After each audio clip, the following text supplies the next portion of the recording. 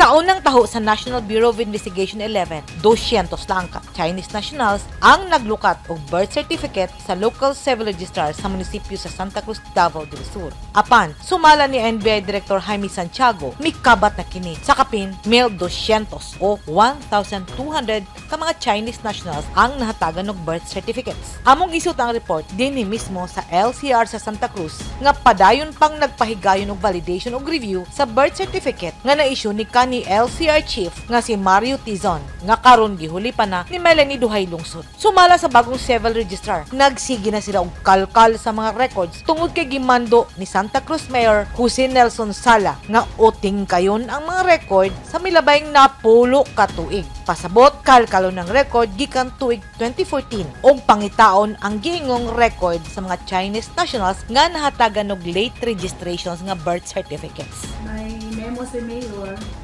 then meron din kami task force dito na ginawa si Mayor para makapag na sila sa kanilang investigation po. So may internal investigation sa munisipyo? Yes po. So ano yung feeling ng mga tao dito? Nag-overtime kayo to review all these things? Ilang years po ba yung backtracking? Yes po, ma'am. 10 years po, ma'am. 10 years since what year? Tapos na po kami sa 2016 to 2023, then ngayon 2015 to 1994. So, balikan yung records. Yes po, ma'am.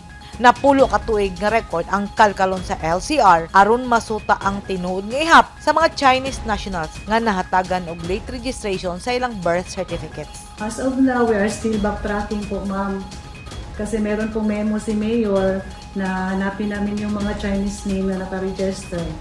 Tapos na po kami sa 2016 to 2023, then ngayon 2015 to 1994. Ang lakang sa LCR sa Santa Cruz, Davao del Sur, base sa Memorandum Order No. 009 nga gipagawas ni Mayor Sala nga nagmando nga magmugna og usa ka ad hoc fact-finding committee nga moimbestiga sa mga entries sa LCR. Sumala ni Duhay Lungsod, gipaniguro ni Mayor Sala nga mogawas ang kamatuoran bisan pa man nga ang mga questionable entry naglangkob sa tuig nga wala pa si Mayor Sala sa iyang pangatungdanan sa gobyerno. Sa akong interview kang NBI 11 Regional Director Attorney Archie Albao, dunay mga taho nga ilang nadawat nga mokabat sa 500,000 kon ₱500,000 pesos ang bayad kada usa sa mokuha og late registration nga birth certificate. Mihungaw ang issue sa birth certificate human nadakpan sa NBI 11 ang usa ka Chinese national nga milukat og passport ug nagbutyag nga siya nataw didto sa Santa Cruz, Davao del Sur apan dili kini kabalo magpinisaya. Paspas dito ang mag-process og late registration na naisindikato sa sulod. That's correct, ma'am. The same local civil registrar which paglingkod ni Mayor Tata Sala gi-suspend din, giwala din, gi-relieve din diha sa iyang kuan, sa iyang post upon knowing this kind of incident. Tagaan na siya heads up na mao ning mahitabo sa iyang mga sa kining mga kuan niya, sa iyang mga nasakupan.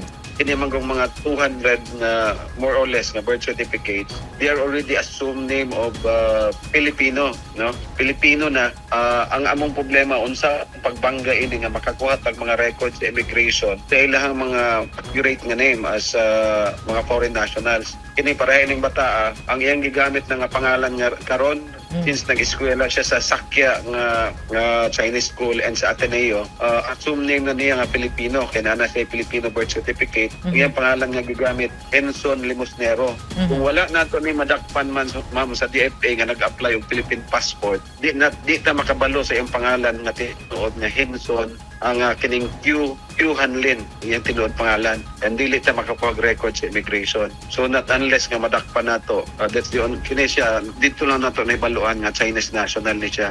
Kung wala, dili gid ta makabalo nga Chinese national ni siya. Pag-apply niya, nagduda na ang mga interviewer sa DFA. It's because he do not know how to speak the Visayan language or dialect, and Tagalog gamay ra kaayo na ibaluan. He speak more on English during the interview, and katong pag-adto na nako, may baluan ako nga mas fluent siya mo Chinese. So, klaro kayo sa tapos at the base of the ano pa lang ma'am sa kaning birth certificate kining 2013 naka late register siya, tan-aw nimo ang iyang kining attendant of birth or kang giyon sa siya pagpanganak ang nakabutang dito hilot. Gipangutanan nako siya kausa lang ko ng utana dito sa DFA kung giunsa siya pagpanganak o asa siya gipanganak. Ang iyang ingon hospital by a doctor. Anak ko mauna ni kay ang nakabutang hilot. So wala ma-briefing og tarong kung kinsa may nasa likod ini. Akong gipangutana, si LCR Chief Duhay Lungsod, pila ba ang angayang bayran ug unsa ang mga papeles nga gikinahanglan ug unsa pud kadugay ang proseso? 50 pesos lang po yung registration fee sa late registration. So, unsa kadugay magkuha og registration, ma'am? So, Late registration. May posting pa po yan na 10 days, ma'am. After 10 days po, release na namin yung document. Sa kadaghan sa gidudahang birth certificate, dunay pagduda ang NBI 11.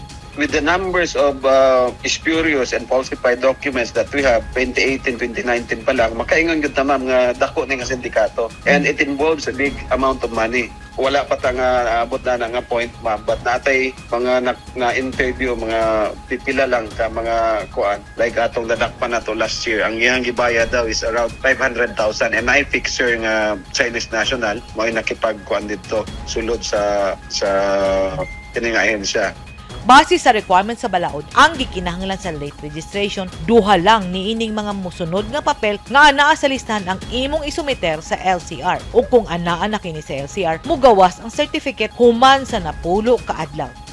Sa mga gilatid nga gikinahanglan nga requirements sa late registration, kadaghanan mituno lang og barangay certificate, full late registration nga dunay kauban nga duha ka picture ug affidavit of late registration nga dunay duha ka witnesses. O di ba ka affidavit sa aplikante o affidavit of explanation kung sa manghihilot kini gipanganak. Ang issue sa birth certificate nga gilangkuman sa mga Chinese nationals, nakaburo ka sa katawhan. Labi na kay nalambigit kini sa operasyon sa Pogo kon Philippine Offshore Gaming Operator. Susamang issue nga gikalambigitan ni Bamban Mayor Ales Guo. Kung imong subayon ang mga dokumento nga gikinahanglan, kini nang ginahanglan lang og perma sa abogado o perma sa usa ka barangay official. Nasayran sa Newsline nga 7 lang ka abogado ang mipirma sa kadaghan sa nigawas nga late registration nga birth certificate. Kung kining tanang detalye atong lantawon, posibleng dunay dakong sindikato nga nagpaluyo niini. Ug mao kini ang gustong pangayuan og katinawan ni Mayor Nelson Salas sa Santa Cruz. Matod sa mga opisyal sa munisipyo, grabe ang ilang paningkamot nga mulambo ang ilang lugar apan ang issue sa Chinese birth certificate mao'y dakong mantsa sa ilang lugar. Taliwala niini, giklaro usab nga dili tanang Chinese nationals nga narehistro sa Santa Cruz puros questionably. Tungod kay dunay mga tinuod nga insik nga dugay nang namuyo dinhi sa Pilipinas o sa Santa Cruz ug legal ang ilang pagsulod. Hangtod karon, nagpabiling blanco ang otoridad kung kinsa ang nagpaluyo sa pagpagawas sa late registrations sa mga birth certificate sa mga Chinese nationals dinhi sa Santa Cruz, Davao del Sur.